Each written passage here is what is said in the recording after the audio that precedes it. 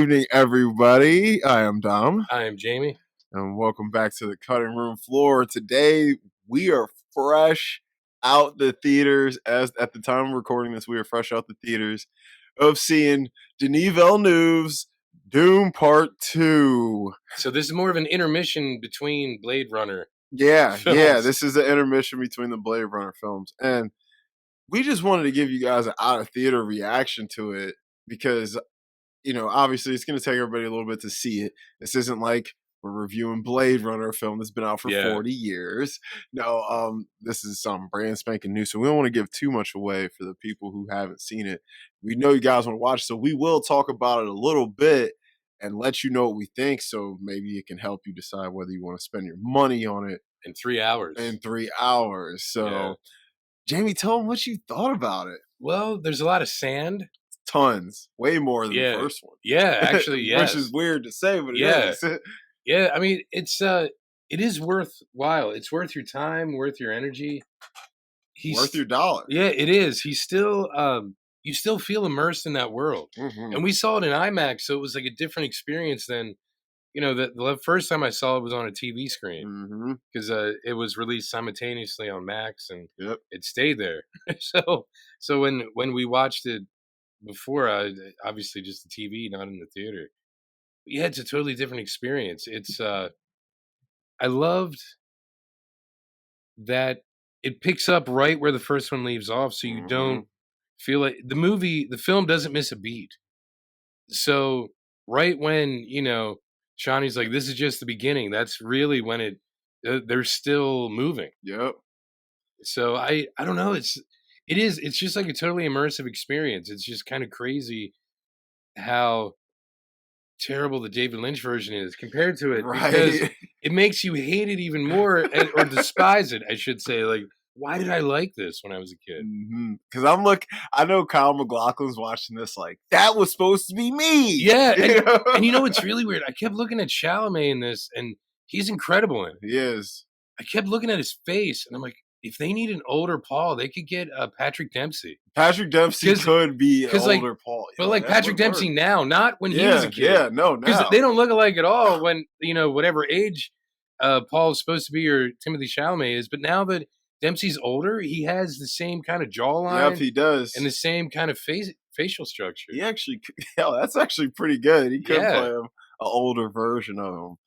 Yeah, man. Dune Part 2. Highly anticipated. I've been waiting for this. So I did watch Dune 1, Part 1, right when it came out for the most part. So I've been hyped for this 2.5 years. 2.5 years, man. Yeah. So it's like, holy hell. And I must say, I agree with Jamie. It was worth your time. It was worth your energy. And it was definitely, I think, worth your dollar. This is the first time I felt like in a while where I did not mind handing my money over to a film at all. This is why we pay to go see films in theaters. Yeah. And like we said, we saw it in IMAX, so the screen was giant. It was loud as hell, shaking. Yeah, it was great. Like it was. I definitely think it's worth the IMAX experience because you do feel lost in the world with them. Like there was times I was getting nervous because I'm like, damn man, we about to go fight. Wait, I'm not going. I'm not going. They are. Yeah, yeah. Like, so it is a war movie. It is a war for sure. Yeah, definitely. You're right. Because you don't think about it because of all the gaps in between, fights scenes. Yeah, but it is basically, the war for control of Spice World. Yep, it's Spice World. Yo, that's what it is. Or Tatooine. I'm sorry. Tatooine. That's right. I like the way the moon was in this one. It looks like somebody took a bite out of each side of it. Yeah, or it's almost shaped like a weapon. Yeah, like one of the things you grab in the middle. Yes. Yeah, yes. like one of those like a batarang almost. It kind of. Like how you can grab in the middle. It's got the two sharp sides at the end. Yeah. The moon was cool. Everything about all the filmmaking tricks in this were all A1. we said this is where Warner put its money. They're like, somebody was like, Warner, put your money where your mouth is. They said Barbie and Dune. Yeah, there we go. You know what? You're Yeah. right. They said right. we're about to drop 2 films. Because Dune should have been out in October. It should have, and Dune and Barbie would have both been $1 billion movies. I do think Dune 2 will make $1 billion worldwide when it's all said and done. Because I mean, the first one made what, 800 million or something like that, and that's when it was streaming at the same time. Yeah, that's when it made a lot, and like they're not. This joint ain't gonna be streaming till at least May. Yeah, it'll be at least May before this thing's streaming. Yeah, because so many people are hyped up for it. Yeah, people want to see it. Warner was smart with how they marketed the first one, and to let the second one have a big payoff, which it's going to. Critically and commercially, it's gonna have a big payoff. If this is how we're gonna start the year with action films, I'm excited because now it's giving people probably got to jump back in the editor's seat for movies that they've made. They're like, all right, man, I saw Dune 2 and I don't want my movie to come out yet. Yeah. And I wonder, believe it or not, I was thinking of this watching it because Dave Bautista's character, one of the Harkonnens, he refers to the Fremen as rats. Mm-hmm. And a lot of the Harkonnen imagery is fascist, Nazi-like. Yeah. And I wonder, I don't know why they moved it from October to March, but it seems like that was around the time that one of the presidential hopefuls was referring to his enemies as vermin, like Nazis did. So I wonder if maybe they were trying to like, because since the illusions are there for the Harkonnens, they were probably like, well, since this is kind of a hot button issue right now, news-wise, maybe we should scale it back and wait till that dies down. That and the strike. Oh yeah, that too. Isn't that terrible? Yeah, like oh my the God, strike, right. The strike more than anything. Yeah. Didn't they have the film finished? But I think it was done or close to being done. Oh, but I guess because it should have been out in October. Yeah. Oh, the strike was last May. The strike was last May. Yeah. So it was probably like the editors. And, I was like, I'm sure everything was shot, but they had to fucking like all the dudes working. Like, I'm sitting back. And if they had to do any like ADR or ARD, I forget what it is, additional audio or whatever it is. Yeah. Recording. The strike definitely. Additional dialogue recording was the number 1 contributor. Oh yeah, that's true. But that is an interesting. Just something fun to think about what you said.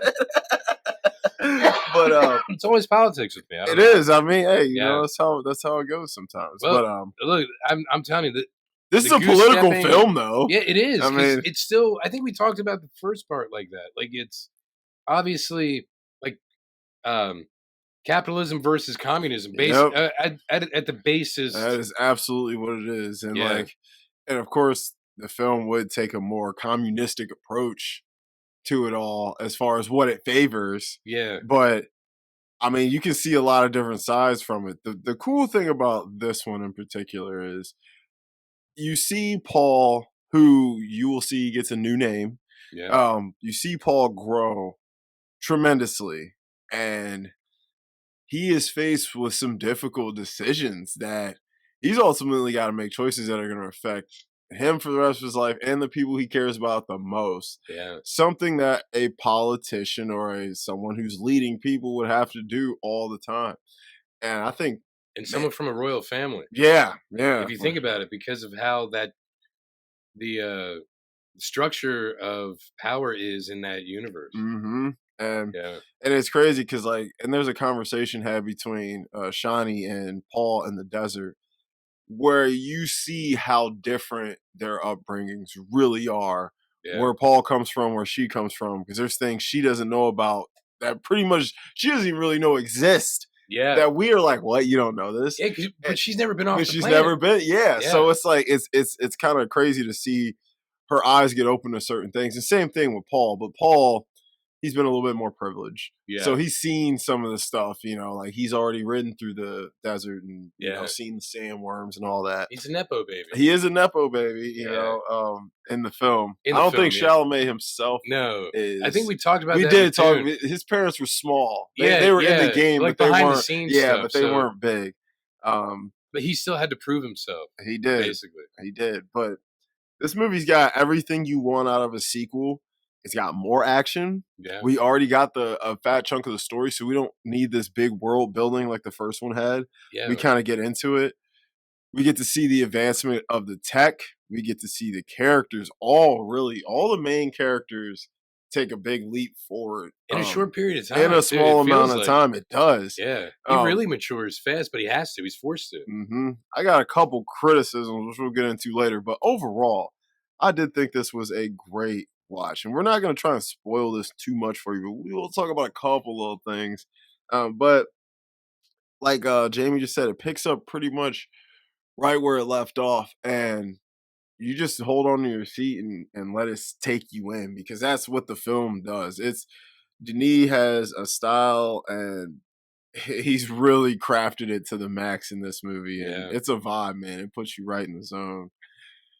What you got? What all right, well, because we're not doing this traditional, because we're not going to get in our questions and stuff like that, but like, we don't want to get too much in the plot, but I think we should just talk about the importance of some of the characters, because that'll tell us enough without telling us too much. Yeah.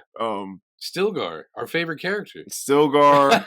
So Stilgar might have been our favorite character. And I think by the end of the film, it was the theater's favorite character. Yes. Because his reactions, they kept growing and growing from the audience. Because if you remember from the first film, like, Paul was like looked at as fulfilling a prophecy. Mm-hmm. So like, he could take a leak in the desert, and they would be like, "Oh my God, as it was written." Yeah. And that's sort of where some comic relief comes in once you realize that, like, there's a certain sect of Fremen who are religious zealots as far as the prophecy from the Bene Gesserits go. Mm-hmm.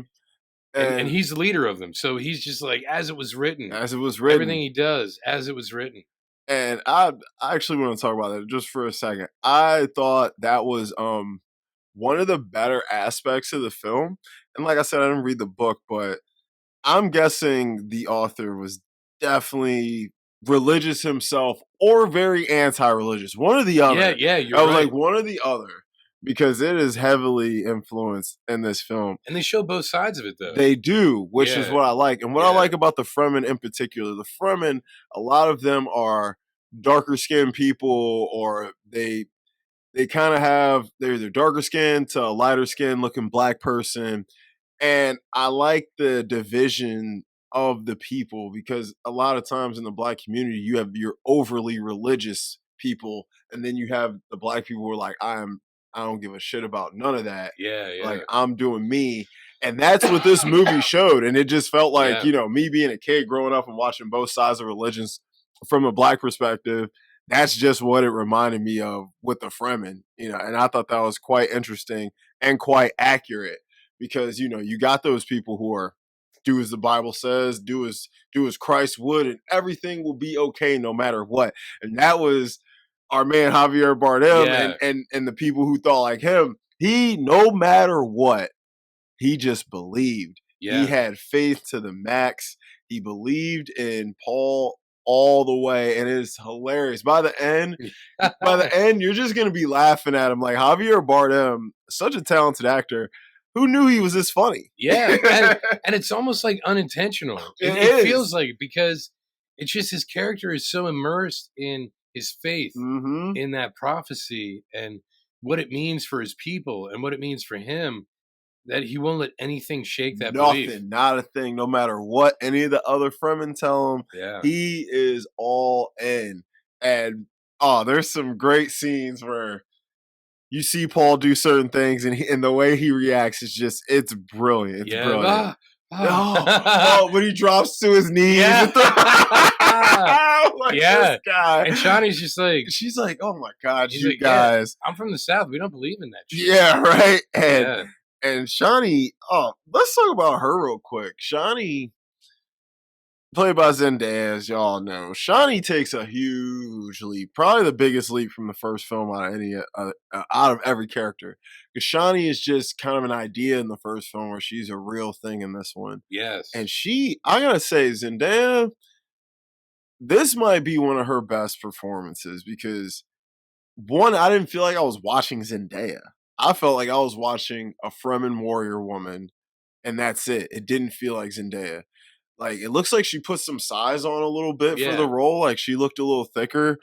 She had the look down. She felt tough and brute. She didn't feel like the little pretty girl everyone kind of knows her for. Nah, she felt like a tough, hard veteran. Like, she felt for real. I was very impressed with her performance, and the way she was emoting. I was like, she's come a very, very long way in her acting and just her screen presence. She really stole all the scenes she was in. Yeah.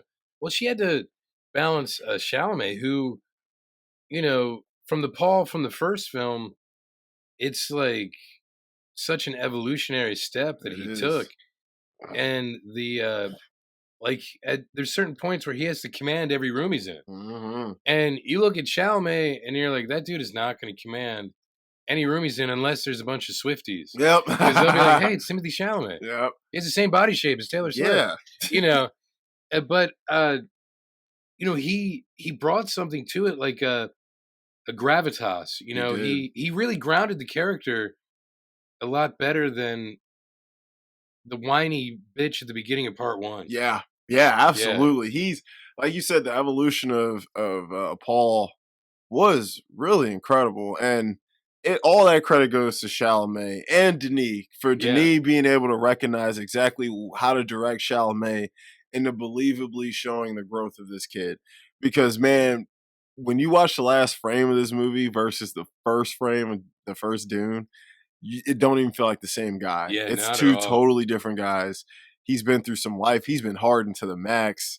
He ain't afraid of nothing. And man, he makes a lot of sacrifices, and really what I liked about it is because we do compare him to Christ all the time, because this movie really shows you he's very Christ-like. Yeah, And what I mean, and this has nothing to do with whether you're religious or not, believe or don't believe.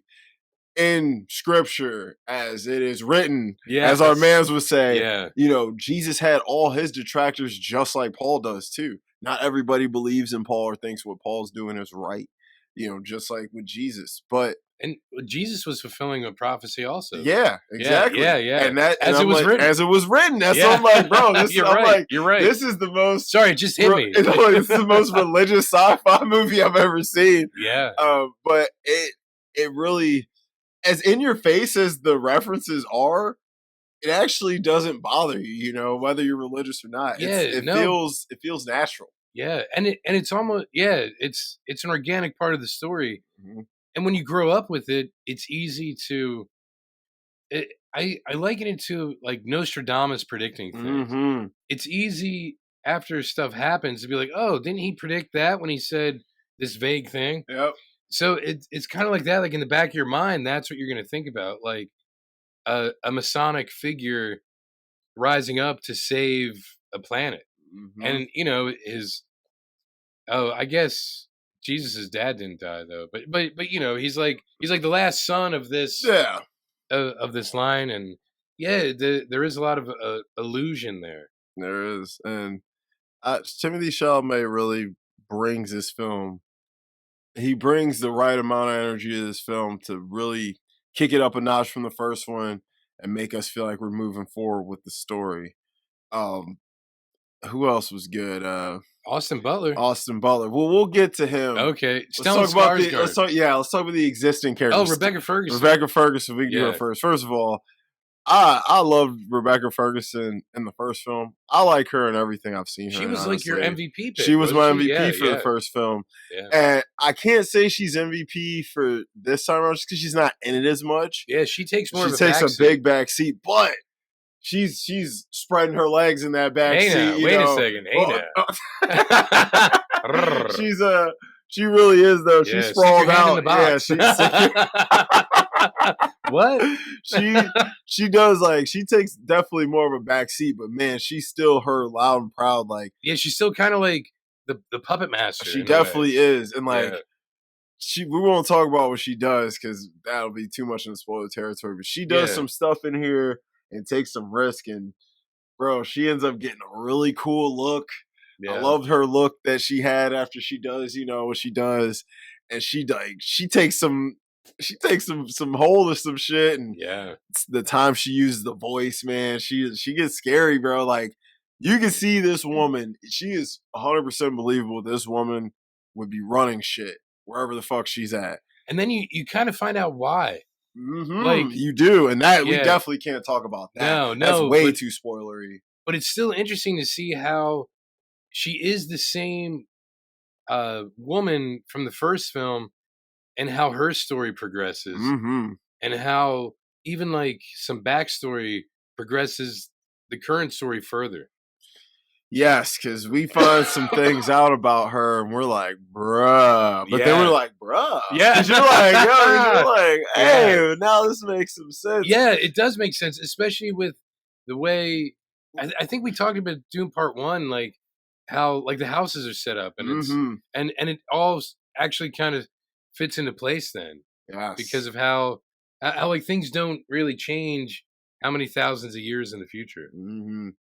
Rebecca Ferguson, Lady Jessica, who also has a new name. A few of the characters are gonna have new names, so Yes. don't get married to the Doom One names. Yeah. But she was incredible. She really did bring it in this, and like I said, she's not in it as much, but when she's on screen, she's felt. She is felt. Yeah. She's just a scene stealer. But we can talk about my man Stellan Skarsgård. Yeah. Our man Vladimir. Vladimir. Yeah. First of all, I everyone knows I love Stellan Skarsgård. He's one of my favorite actors. I watch this dude all the damn time. I really do. I don't know why. But god damn it, I hate him in this fucking film. I hate him so much. I think I He's know so why you hate it. slimy and slippery and gross Yeah. looking, and he just makes me sick. And I was satisfied watching certain things happen with Yeah. him in the film. It was nice to see him squirm a little bit because you see he ain't the power that he felt like he was in the first one Yes. because he's vulnerable and he has weaknesses now, and I like that. But he's still a fucking slippery, slimy asshole who's gonna look out for him before anyone else. But Stellan Skarsgård is such a great actor. He plays this role to perfection. The reason I'm so passionate about how much I hate him is because Stellan Skarsgård plays him so well. Yeah. He's He that does. He good. does. Yeah, because anytime you really hate a movie character He's and good. The it's actor's not good. because of the acting, Yep. because if it's not like a shitty movie, If yeah, you it's hate because the the actor. character within, that actor is doing his fucking job. Yes. I'm like, and Stellan Skarsgård shows up to work ready to roll every day. Any movie he's in, this is no exception. They made him. They definitely put some more weight on him. They did, yeah. He's been eaten since the first one. Yeah.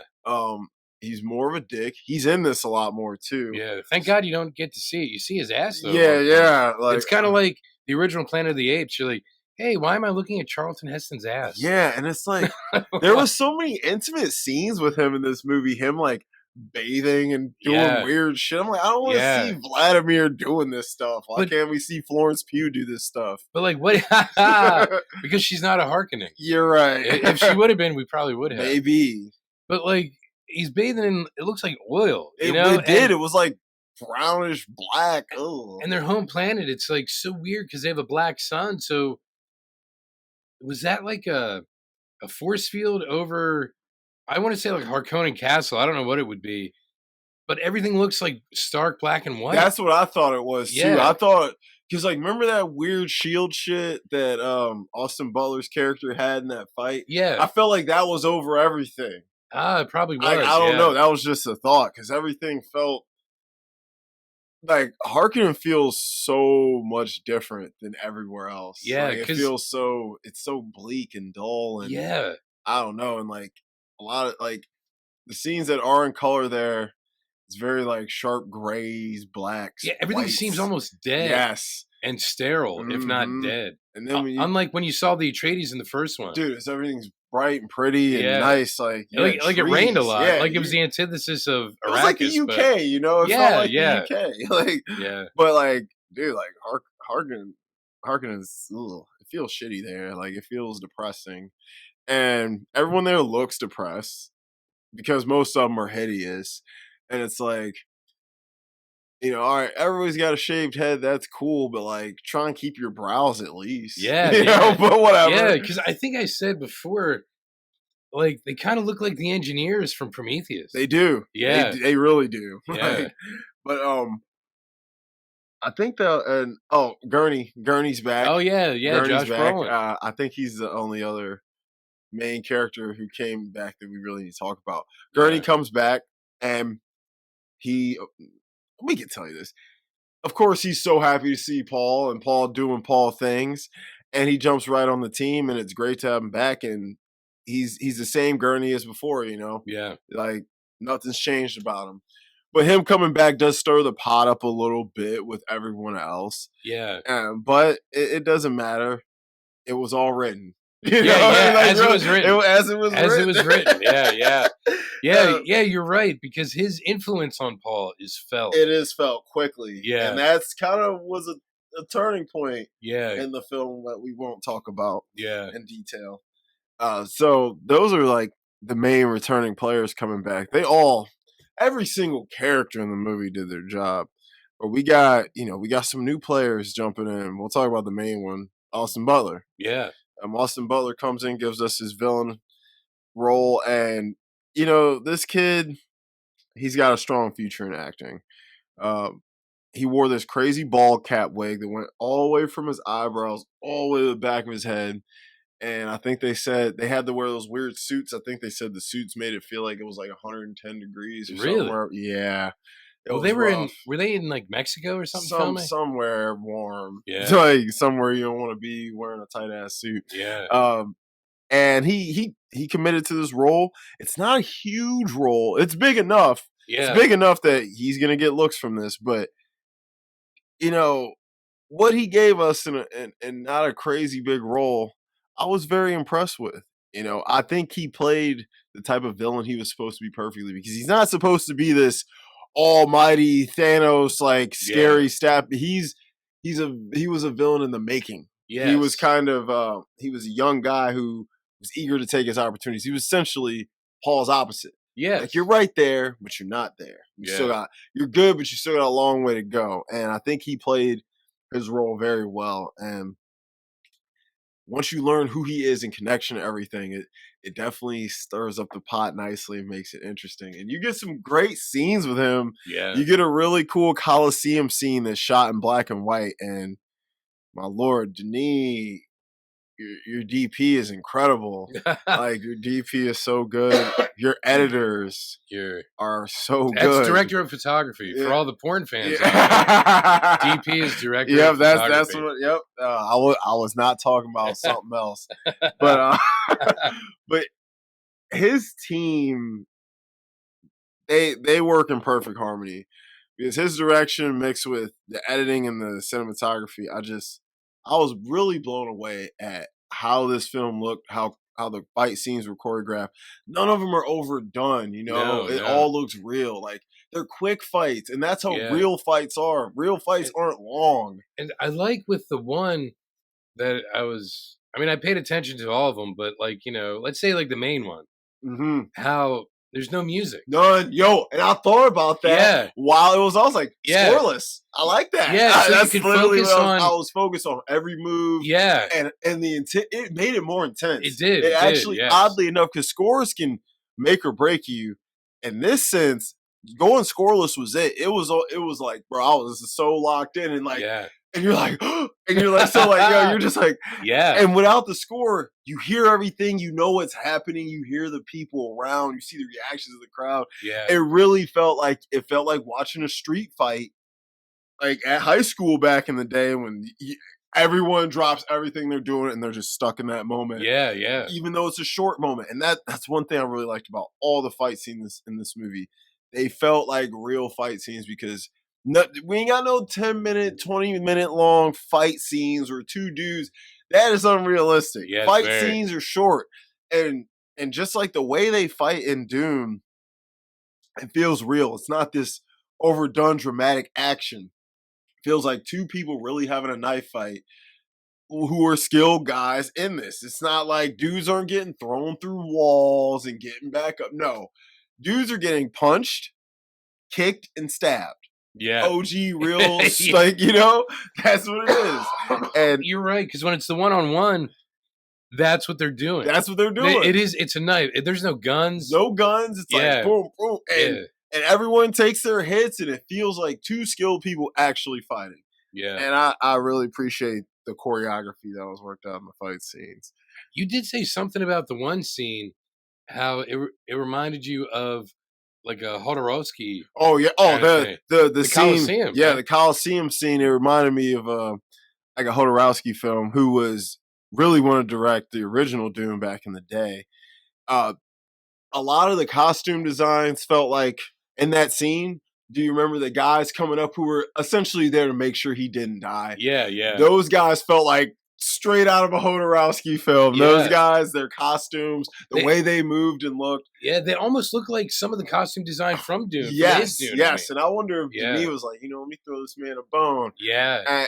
And the way he blocked that scene, it felt like very Hodorowski esque. And I was like, and just the way Austin Butler looks, I'm like, this would be so Hodorowski, man. And I wish Denis would just call Hodorowski like, bro, come be a consultant, come down Yeah.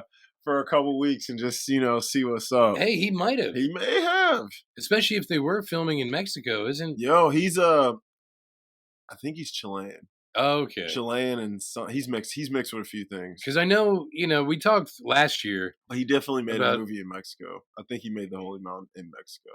Because Yeah, he does a lot of like and French Francis comics Sandberg. and Yeah, stuff. he Or does. did. He does a lot of shit in Mexico, actually. Yeah. Yeah. So yeah, that wouldn't be weird at all. Yeah.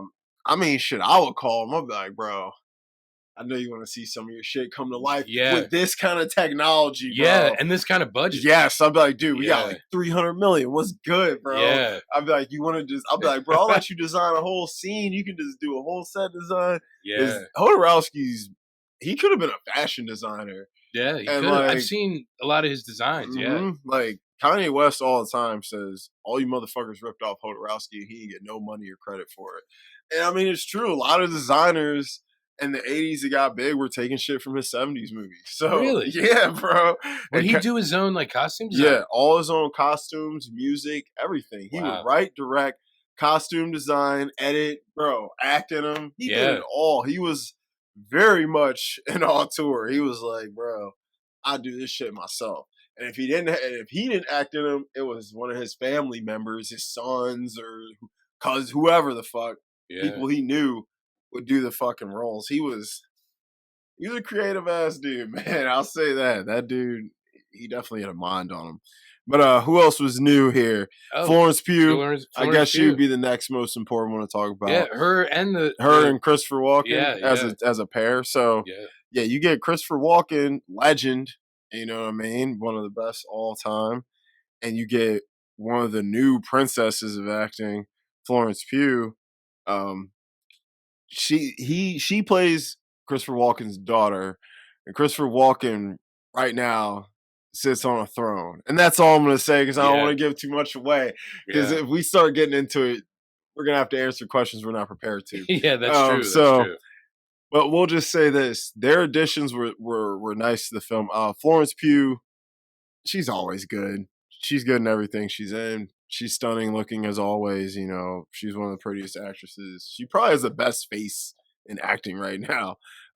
So she looks great and striking. She probably has her and Austin have the biggest parts as far as the new characters. Yeah. But she definitely, I'm going to just say this. There's going to be a Dune 3, okay? And I'm going to just say this. Her part is going to be very big in that one. She's going to be very big. Because she felt almost like Zendaya felt in the first one. Actually, probably a little more important than that. But yeah, I was gonna say the same thing. Yeah, but in the next one, she's gonna be there for real. And so I'm excited to see where. Man, I'm really excited to see where this goes. Actually, because the way this movie ends, you're like, ugh. Then you got someone I've been falling in love with more and more each time I watch her. Lea Seydoux, who, if for American audiences, she's a French actress, but you would, for Americans, you'd probably recognize her most from Crimes of the Future, David Cronenberg's movie, or The French Dispatch, Wes Anderson's movie, or the James Bond Yeah, movies, the last the two. last two Bond movies, Spectre and No Time to Die. Yes, thank you. So you would know her from that for American audiences, but she still does a lot of stuff in France, like big one she did in France a few years ago, Blue is the Warmest Color. You've seen that. I just watched one she did last year, One Fine Morning, which I adored, and I adored her in it. She was absolutely incredible. That's an entirely different film. That's it's a drama film, but I'm weird. She is incredible. And you know what's crazy? I didn't like her much. Not that I didn't think she was talented. Yeah. I just didn't care for her much the first couple of times I saw her. And man. As an actress, you mean? As an okay. actress. I didn't think she was a bad actress or anything. Yeah. I didn't think she was particularly good looking or anything like that. I was just like, she's interesting. And then I saw The French Dispatch and I was like, I don't love her character, but I love what she's giving me. Yeah. And then I saw some other random stuff. Then I watched Crimes of the Future, or I watched Blue is the Warmest Color, and I was like, I don't know. But then I watched Crimes of the Future, and I just fell in love with her. I was like, I want her. I was like, I want her. I was like, me and her, we could be just like her and Viggo Mortensen. We could do it. I was like, that could be us. Caprice and Saul. You gotta watch Crimes of the Future. You like Cronenberg, right? I saw The Fly way back when. Is that the only Cronenberg film you've seen? I believe so. All right, guys. Sorry. Didn't know we had a Cronenberg version on our hands. I'm sorry. All right, so you gotta watch Crash, Crimes of the Future, Videodrome. You've seen The Fly, cool. Yeah. You gotta watch Eastern Promises, dude. And you gotta watch History of Violence. You'll like that. Okay. Comic book film. Yeah, that is a comic book film. So, yes.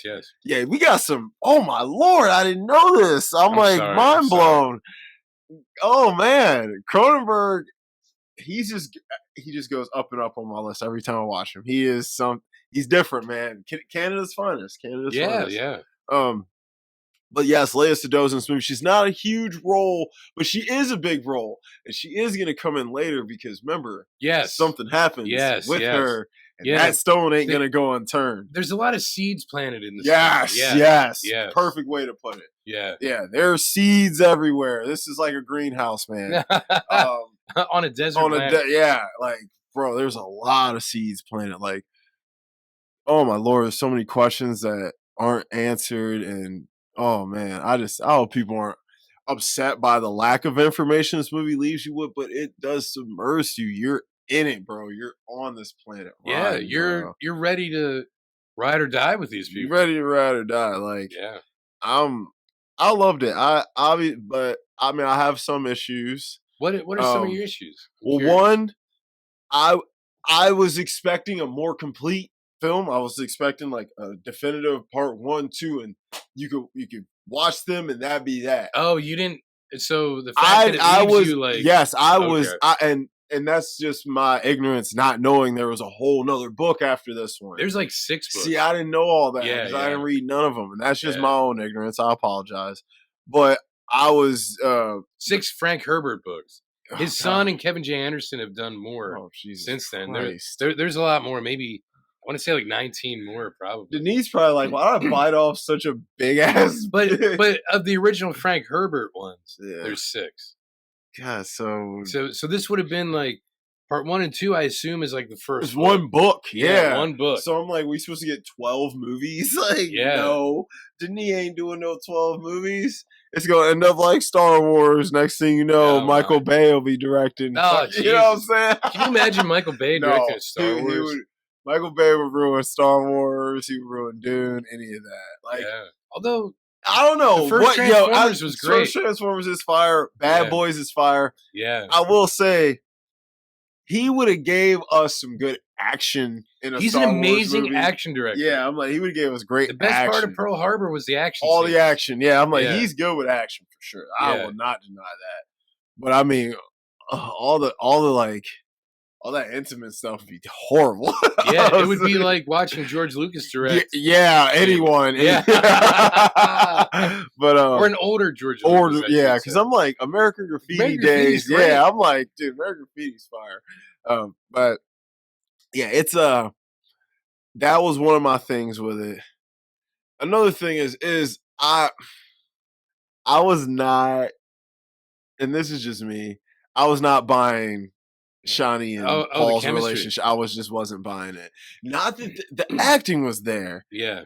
I just didn't feel it. I just didn't feel Yeah. it between them. I It didn't almost feel the happened too sparks. It fast. did, and Yeah, that's the yeah. problem. I'm like, Yeah. it was like, okay, I'm still weary on you. Next thing you know, I like you, and it's like, Well, okay, didn't you say at one point, like, something about Tom Holland? yeah, and Like, that's it what I would be was more like, bro. It believable would. It if just Tom Holland was Paul. because you 'Cause know they they date have in that real chemistry, life, and yeah. they definitely have that chemistry, That and they had Spider-Man that in chemistry. Spider-Man. Yes, Yeah. I felt their chemistry I felt Tom and Zendaya's chemistry in Spider-Man far more than I felt her and Chalamet in Dune. And like I said, it's not because they aren't good actors. Like, I think it was more him than her because there's certain scenes where you feel like her feelings for him. yes, and he feels cold. He feels Yes, stone. He yes. does. Yeah. And I'm like, and I think that was Maybe supposed to that's be what it his was. character. Yeah. Yes. But it makes sense based on how this movie ends, why their relationship felt the way it did, Yeah. at least to me.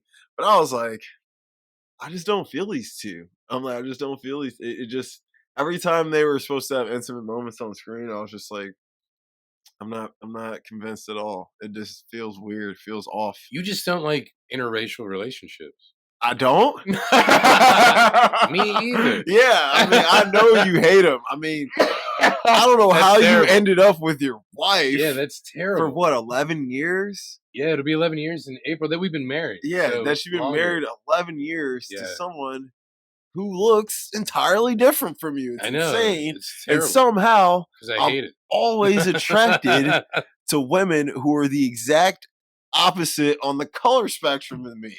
Well, and obviously that's not it. It is just maybe it's the way. I mean, the hating interracial relationships because that's obviously a joke. Yeah, obviously. But yeah, their lack of chemistry, but their relationship moving forward, it did seem forced. It felt very forced, Yeah. and I was like, and save that forced stuff for Star Wars. Yes, no, seriously. At one point, I was like, is there some force bonding going on in here? Because there's a couple scenes where I'm like, this feels like force bonding.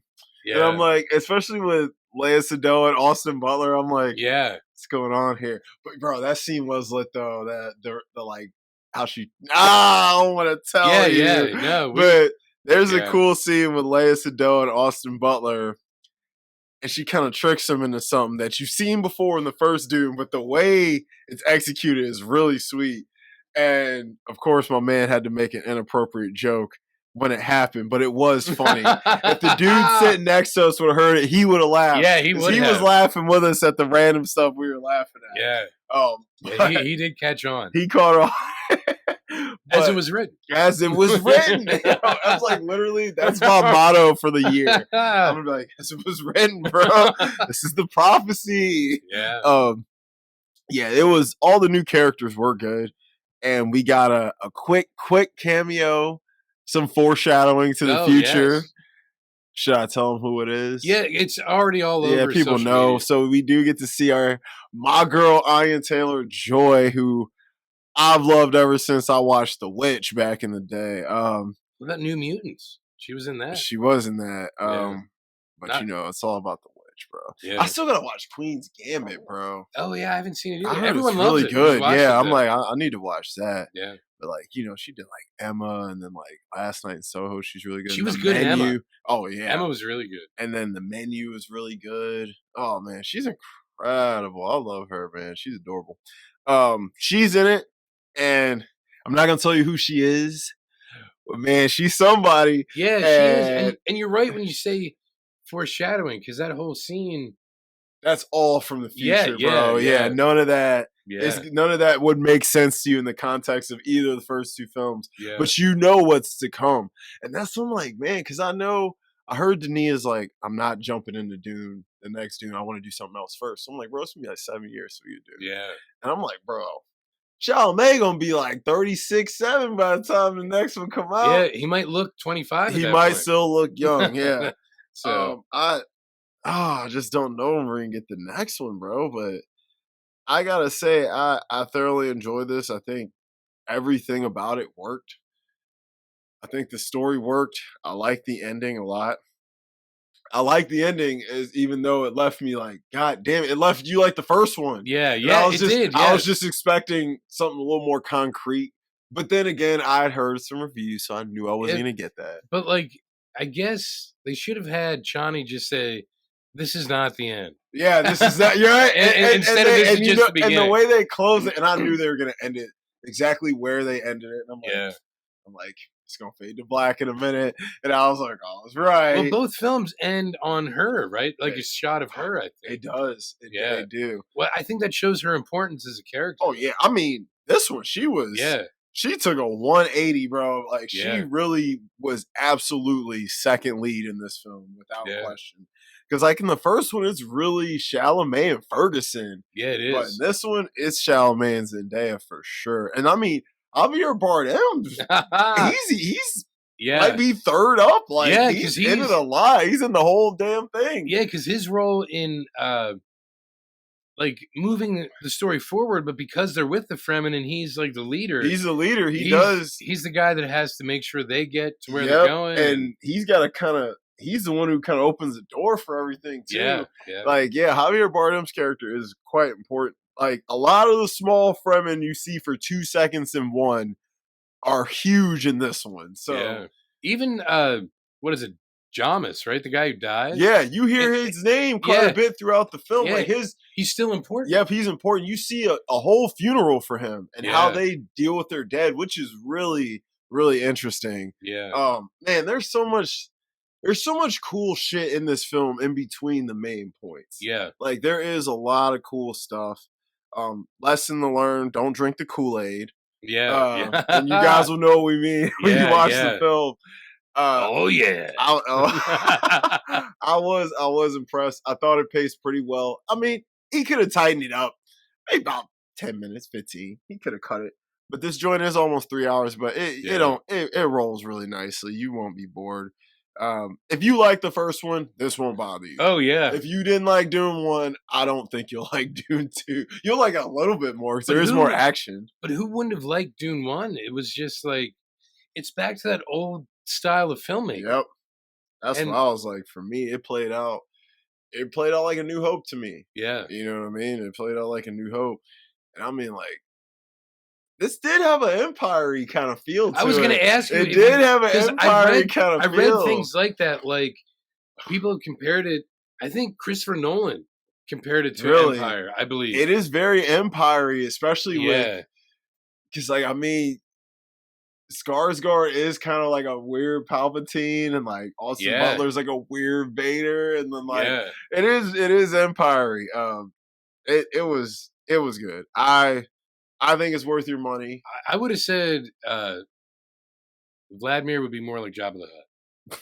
Just based on his fucking looks, based on his soma type, really. He does move like a giant slug. I can't stand him.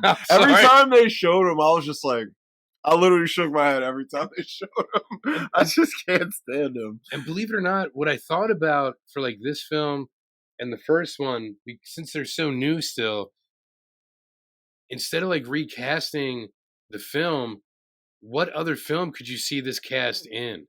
And I was thinking like Star Wars. Star Wars for sure. Yeah, definitely. Oh my God. Because every character I'm like, Bautista could be like Chewbacca. He sure could. Yes, like because he's played Drax. Yeah. And Drax feels like a Chewbacca that can speak English. And like, a lot dumber. But Brolin could be Han Solo. Yes, I was like, Brolin is a Han Solo. Yeah. I was like, his Gurney is. I was like, Gurney's literally Han Solo in this movie. That's literally what I was thinking.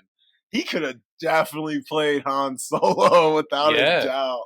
Especially like when he was like the age Harrison Ford was playing Han. Oh my God. Would have been insane. Like all of them. Like, I mean, like Lady Jessica, a younger her could have been a Leia. Yeah. She could have played Leia. Or, I mean, Zendaya could have been a light-skinned Leia if or Chalamet was going to be Luke. Yeah. Yeah. Like, damn. So would Chalamet be a better Luke or a better Anakin? That's the I think he'd be a better Anakin, low-key. Yeah, because Tom Holland needs to be Luke. My God, you're right. Dude, yes. Tom Holland would be Luke, and Anakin would be Chalamet. Yeah, and they'd both kill it. It would kill it. It would be great. I was very impressed with Chalamet. he's here to stay, man. He's definitely the top guy to watch for right now. After Wonka, this kid's having a fucking crazy last 6 months, man. Yeah.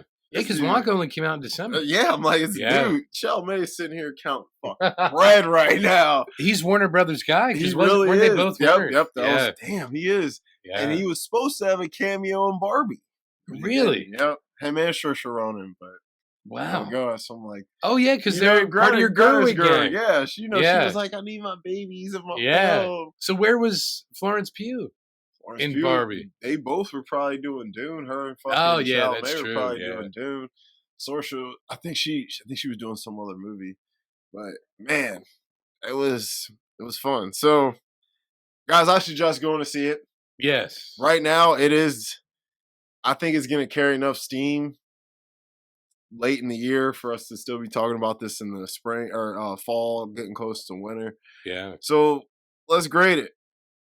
I would give it, honestly, like, at least right now, I'd have to see it again, but I would give it a solid A. Yeah, I was like, right now, I would give it a solid A.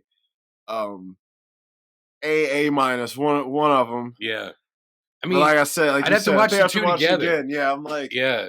I definitely think this enhances one. It does, yes. I think it enhances one for sure. Yeah. Which means it was good.